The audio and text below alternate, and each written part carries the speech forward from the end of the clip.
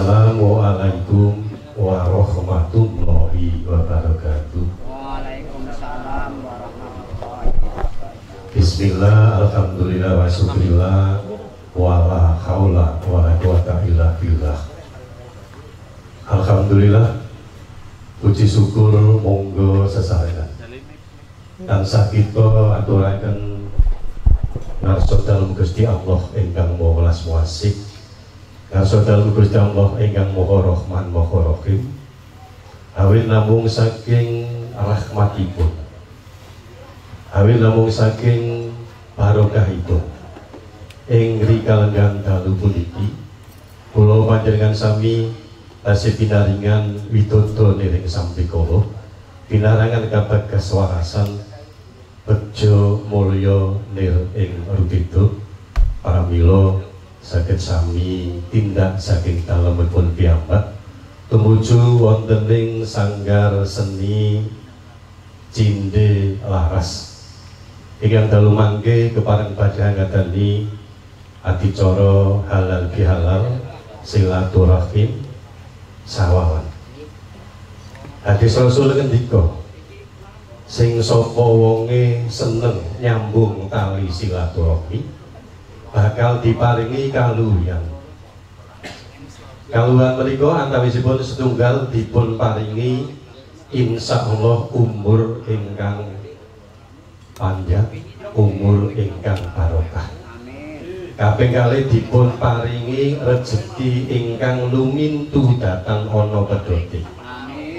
Kaping 3 dipun paringi tetep awet nom muda tentang donya akhirat. Datang subi sholawat salam monggo kita aturaken ngarsa dalem Rasulullah Muhammad sallallahu alaihi wasallam. Awi saking pituturipun ngantos kalenggan dalu menika kula panjenengan saged ambentenaken perkawis ingkang hak saha ingkang kathah.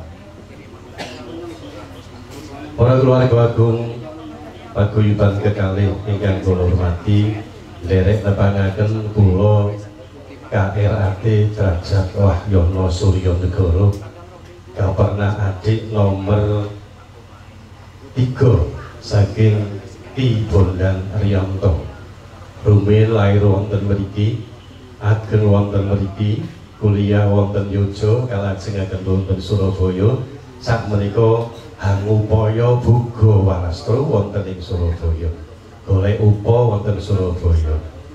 Wonten mriku dados guru SMKI Surabaya, SMKI Jawa Timur, jurusan pedalangan, jurusan karawitan, jurusan tertari, jurusan teater, jurusan seni musik. Alhamdulillah kuliah kula rumiyin kalih kang setunggal basa Jawa, ingkang setunggal sejarah. Wonten pedalangan ngajari sejarah pedalangan kalian basa Jawinipun, sastra Jawinipun. Alhamdulillah wong Jawa nang Jawa Timur payu. Bapak Ibu, para keluarga ingkang dan kehormatan, monggo sareng-sareng kita buka lumampah ngadicara silaturahim ing dalu menika kanthi waosan basmalah.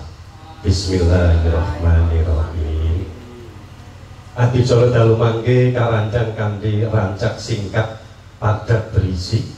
Nggih sepisan pambuka kaping kalih atur silaturahmi inggih menika mangke namung jawat asta. Salaman saking pangarsa paguyuban Cinde Laras kalian pangarsa paguyuban New Sekar Seni. Lan saderengipun jawat asta salam-salaman kawiwitan kepareng kula kinarya sulih sarira saking keluarga agung paguyuban Cinde Laras ngaturaken sugeng dalu, sugeng rawuh, sewu panuwun ingkang datang pami awit rawuhipun. Jangga ingkang kaping kalih menawi kathah kekiranganipun anggen kawula nampi rawuhipun para keluarga saking kakali paguyuban menika ingkang arupi suguh lungguh miwarengkuh kirang marangani kepareng nyuwun guming samudra pangaksami. monggo adicara kawiwitan kalajengaken jawat asta pangarsa paguyuban New Sekar Seni Ki Hadi Sugito. Pundi Ki Hadi Sugito? Kula dereng tepang keting malah wis sering bola-bali ketemu. Mangke panjenengan wonten mriku disuting jawat asta kalian Ki Bondang Riyanto. Lajeng mangke sedaya jumeneng pangarsa kekalihipun tindak sawalaman jawat asta kali sedaya ingkang rawuh ping dalu menika. Mekaten nggih. Monggo aturan kepareng jumeneng Ki Hadi Sugito miwah Ki Bondang Riyanto supados salaman utawi jawat asta sekalian mangke kalajengaken para warga saking paguyuban kekalihipun sasampunipun jawat asta mangke kalajengaken pentas wayang virtual kali doso dalang muda, dalang senior, dalang ingkang mumpuni. Sumangga tinggal kepareng katindahaken jawat asta antawisipun Ki Bondang Riyanto kalian Ki Hadi Sugito. Sumangga kasumanggaraken.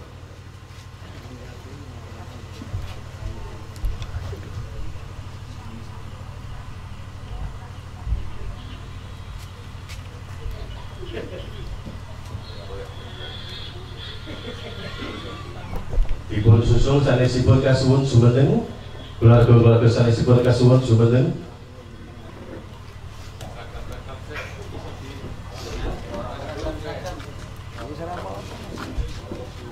lumampah long alonan ingkang kepareng badhe samya silaturahim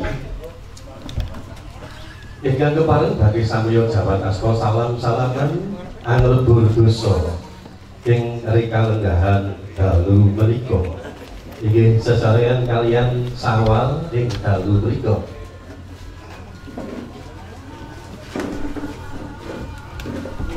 kairing kalawan ketawang pamuji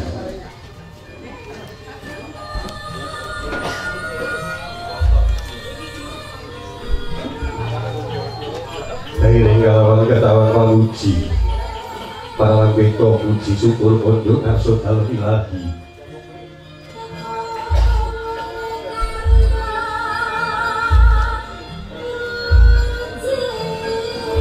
Panggih Guru Ngarsud al-ilahi Gusti Allah ingkang Maha Rahman Maha Rahim mugi-mugi ing ri kalengganipun fitri dalu punika linebur sedaya dosa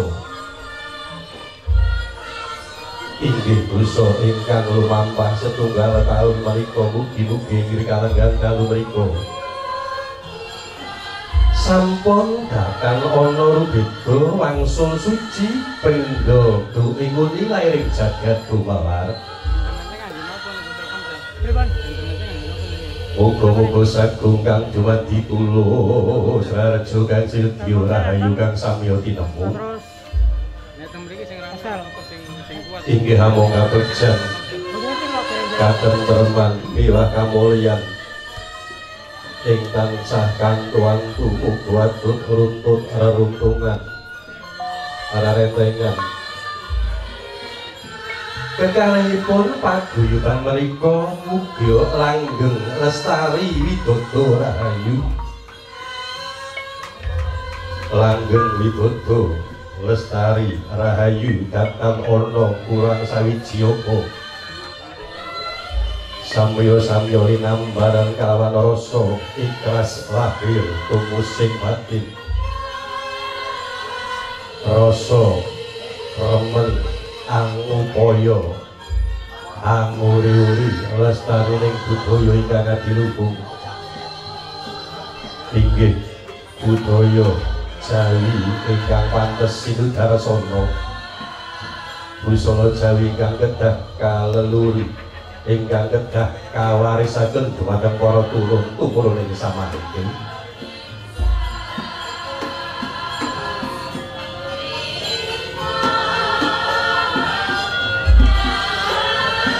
dugi sedaya sampun sumadya siniget Anggen kula matur mereka tak kekirangan jogal patan yurguming samudra pangarsani.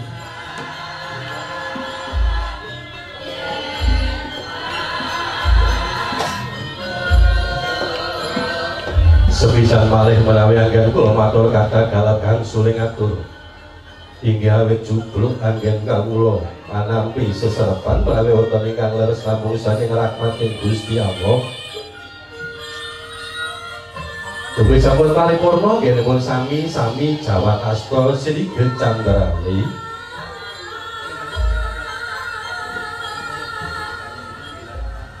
Sagung para keluarga tunggal kalih amiwiti pagelaran ringgit virtual Ki Bondan Ariyanto keparengkaji amiwiti pagelaran dalu menika sumangga kalajengaken.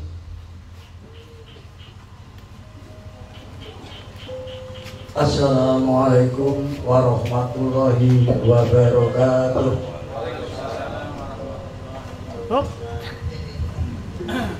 Alhamdulillah wa syukurillah la haula wala quwata illa billah amma ba'du.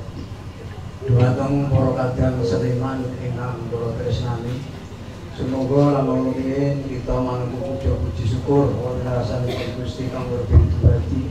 Dene kawula sepanjenengan pinanggih rahayu pitutur mir ing sandikala Allahumma amin. Dene panjenengan sampun ngrodhaken sariya kula sampun atur ningon dumateng panjenengan wonten ing grup kula nyuwun kanthi sanget monggo sami menyadari upamane wis kepingin dadi wong seni nek nganggo busana Jawa ya nganggo busana Jawa. Napa sinten ingkang badhe nguri-uri menawi boten kula saha panjenengan sami. Awit napa menawi kita priksani hotel sampika negari kula saha panjenengan sami nampi gondang-ganding masalah seni budaya. Monggo sami menyadari lah nggih upami kula saha panjenengan wis wong Jawa seniman terus wis kon busana boten kersa busana menika kirang trep lan kirang pas. Kawula badhe matur menika mangke intinipun virtual paling suwe niku 30 menit. Ingkang sepisan kangge pambuka mangke kula ingkang kaping kula adik kula Dimas Insinyur Sudipto inggih menika badhe virtual inggih menika lampahan Sutejo kepethuk karo Gatotkaca. Ingkang kaping 3 menika panjenenganipun Ki Suyanto menika perang ampyak antawisipun Sadulur Banteng. Ingkang kaping 4 menika Ki Suratman. Ki Suratman menika mangke mendhet inggih menika perangan Rukmuka, Rukmakara lan Bratasena. Dene ingkang kaping 6 menika sedherek Suyudi inggih menika mangke mendhet perangan Wahyu Hidayat, ingkang mendhet perangan Setyaki Sambayanen. Ingkang kaping gangsal inggih menika Ki Sutarto menika mangke kangge lampahan Bagong Kembar, perangipun Bagong Kembar. Ingkang kaping 6 inggih menika sedherek Suyudi sampun. Ingkang kaping 7 sedherek Siono menika perang ampyak menika perangipun Garuda kaliyan Garuda. Ingkang kaping 8 inggih menika Ki Mainun menika mangke mendhet Manik Maninten perangipun Manik Maninten kaliyan Pisanggeni. So ingkang kaping 9 sedherek Suwono menika perang ampyak mangke pinanggenipun Naga kaliyan Sarbula. Ingkang kaping 11 inggih menika Ki Sarwana. Sarwana menika mangke badhe ngaturaken pendadaran Sukalima Duryudana lawan Werkudara. Monggo kula aturi siap siaga. Ingkang kaping 12 inggih menika Ki Sukiman. Menika mangke mendhet lampahan Kresnaduta pinanggenipun Burisrawa Setyaki. Saha ingkang kaping 13 inggih menika mangke Ki Sukandi inggih menika pinanggenipun Brajadenta Brajamesti. Ingkang kaping 14 menika sedherek Natol inggih menika mangke mendhet adon-adon Kesepuhan Kanoman Rajamala kaliyan Suratri Mantra. Dene ingkang pungkasan mangke panjenenganipun Bapak Sugito babagan lakon kula aturaken. Sedaya kalepatan nyuwun gunging pangapunten dening kula badhe ngawekani buka acara kados makaten. Sedaya kalepatan nyuwun pangapunten lan kula nyuwun pangestu. Wassalamualaikum warahmatullahi wabarakatuh.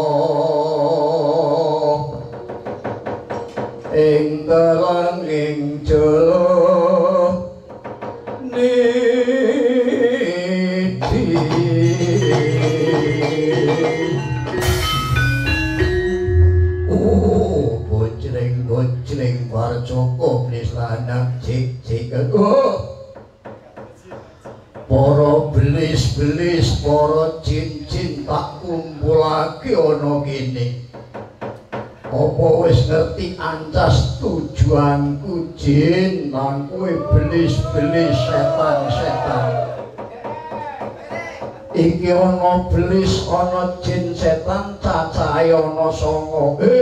Setan jalambur, setan gasim, setan wasnam, lan kuwi setan tikir.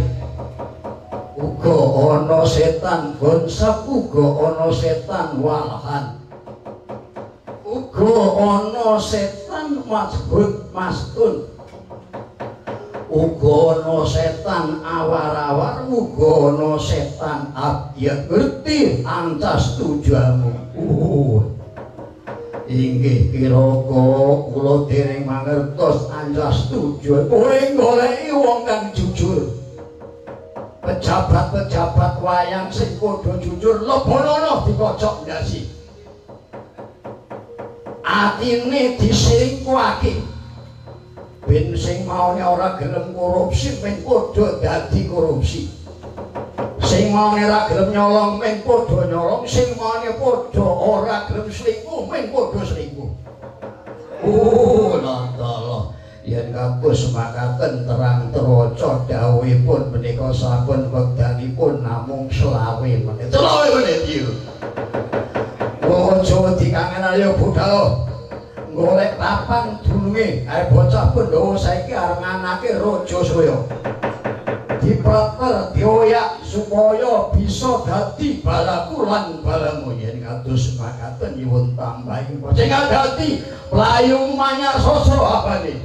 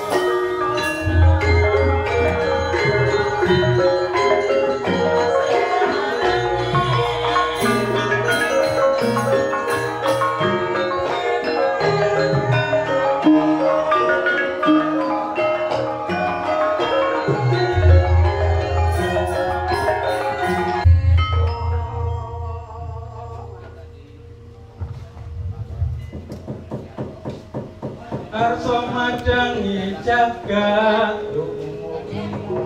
maning saputra ing bukit marbaban pangeran kena sorot ing surya megolan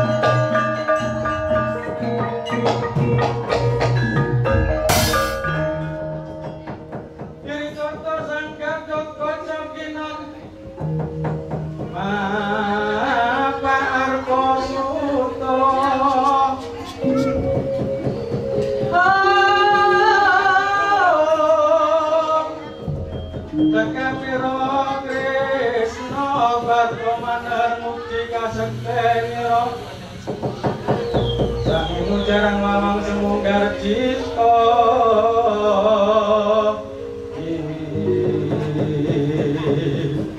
lah oh singkat gelah aning mat yaning alun-alun mikis tunggorono wanani rosang prabu koco negoro sang Raden Haryo Gatotkaca apa to busanane sang Raden Haryo Gatotkaca ngagem kotang Hanontokusuma kuasane bisa mlete tanpa sultan nambah Dirgantara tanpa beto kaya ngombo nambah ing jagatan ngagem caping Basunanda kuasane yen tong rikala ngambeng Dirgantara kena udan datan udanan kena panas datan kepanasan ngagem Pakut Durunatema kuasane rikala ngambat Dirgantara ngungkuli remah sangar kayu air dados tawi tawar lan tawaripun sampet ngagem dene ngagem busane Sang Raden Haryo Gatotkaca Sigro sebelah sampun tanjak rangka Sigro ngecek bumi kaping 3 sumresat mengawan gegono prasasat ngambah ing Gegaratan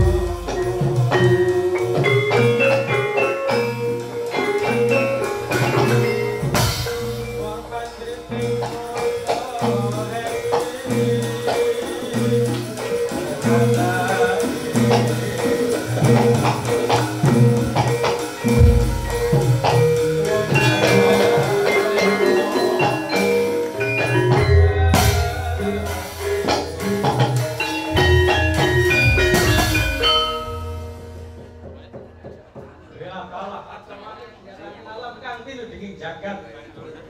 Wis 20 tahun ora nyekel wayang iki. Dimas Garwoco, kakang Setejo iki. Ndak jaluk kikis Tunggorono. Tak ngulingani yen kok wis nganti cap nyawani kakang Setejo. Balpo. Dikalane biyen Adipati Wahono rikala para rumuhun wis ngakoni yen kok ngumpul marang Negara Traju Tresna. Nanging kenang napa saiki bakal manunggal mangumpul marang Negara Pringgondani.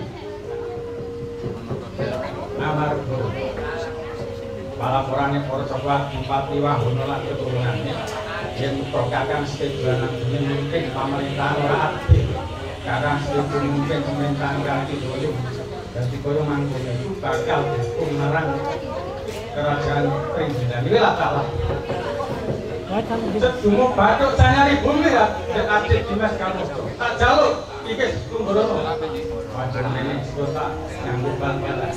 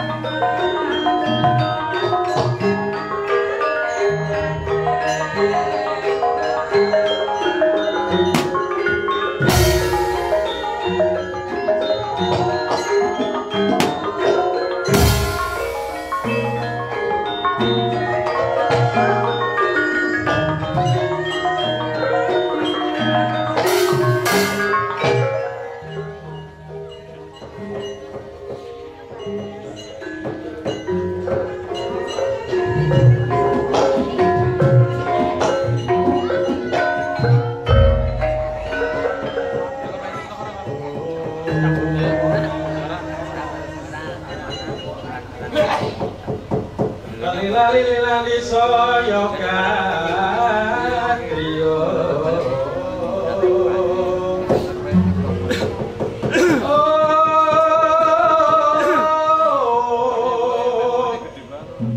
Trias mono marang risan katiratri ratu ratu nyong cokro jemben kaya kusuma asing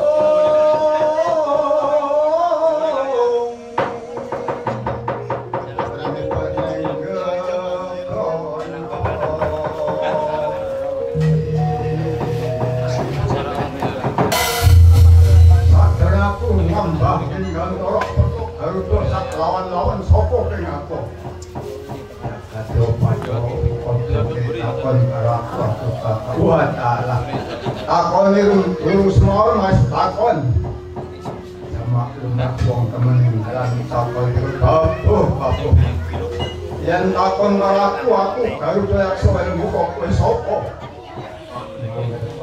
Takon karo aku aranku Burung Ababil.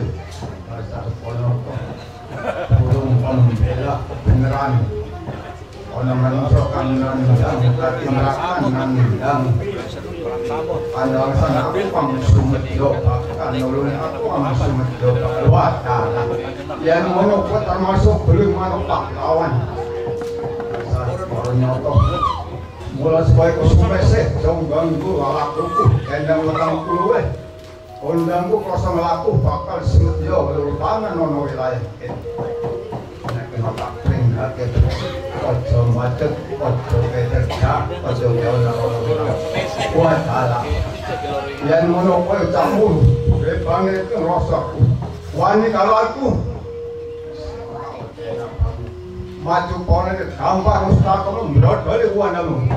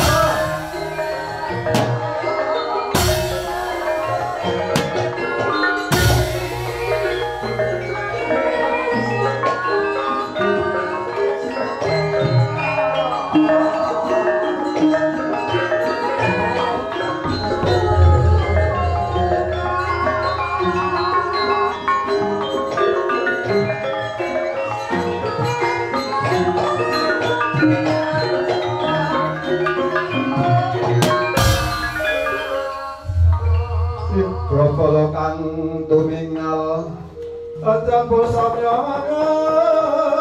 kalir tantan duel koto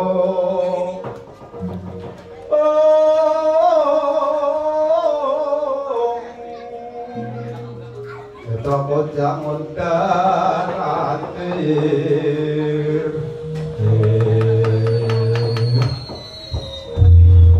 Bauku tandamu tramper trangginas kaya sikatan yang berwarna Jagur orang gaku aku nganti rangat korwodo sino Ayo ojo maju Moko siksi Kukutan doa ala Ucapu kaya bisa motong putih Diken dilat bau bato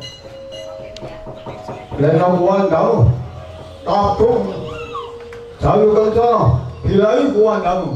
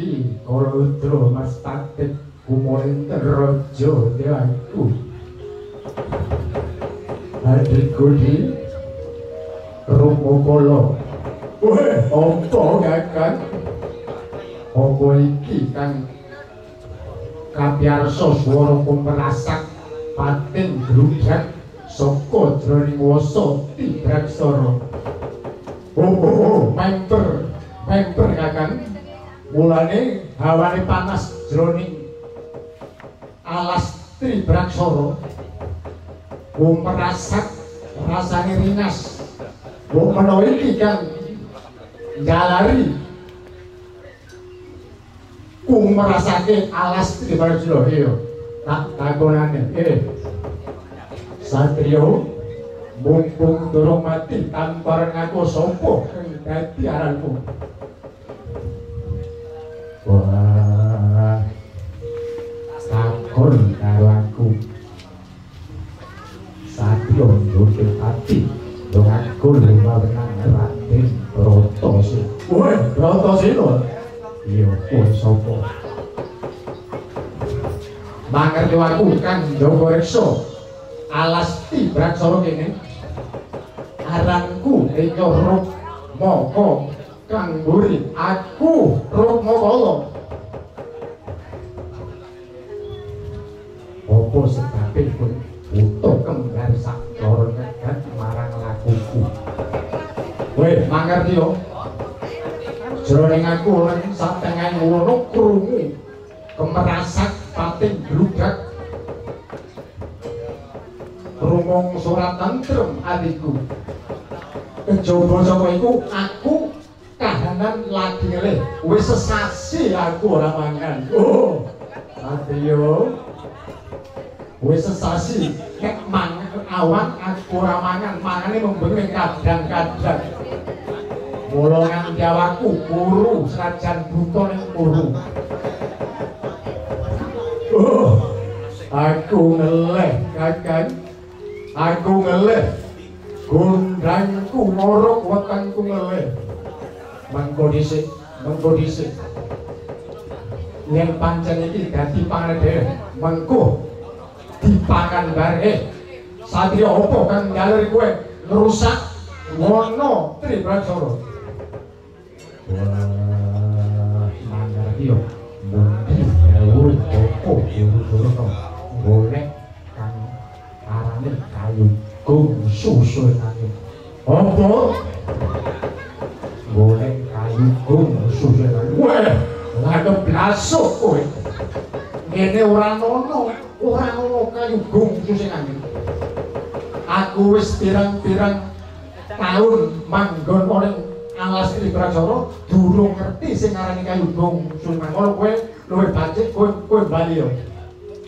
Ora pati balen durung ketemu kayu gung yang yen ngono malah biasa direbut mulai iki dadi pintaning Jawata, dadi sing Jawata kowe dadi panganku. Ora gelem pangan tadah kon mongso. Gajul kiramu.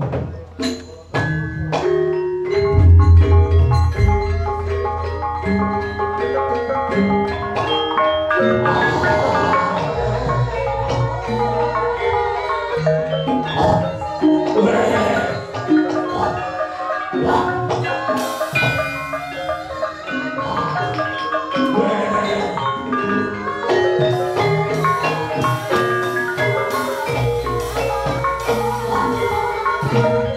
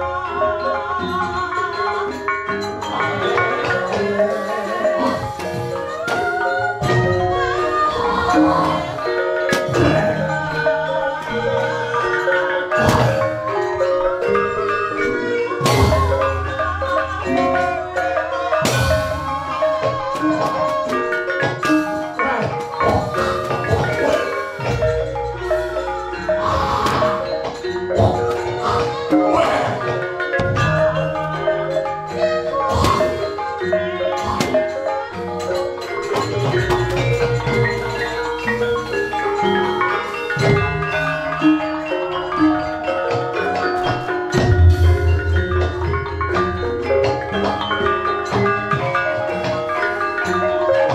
you.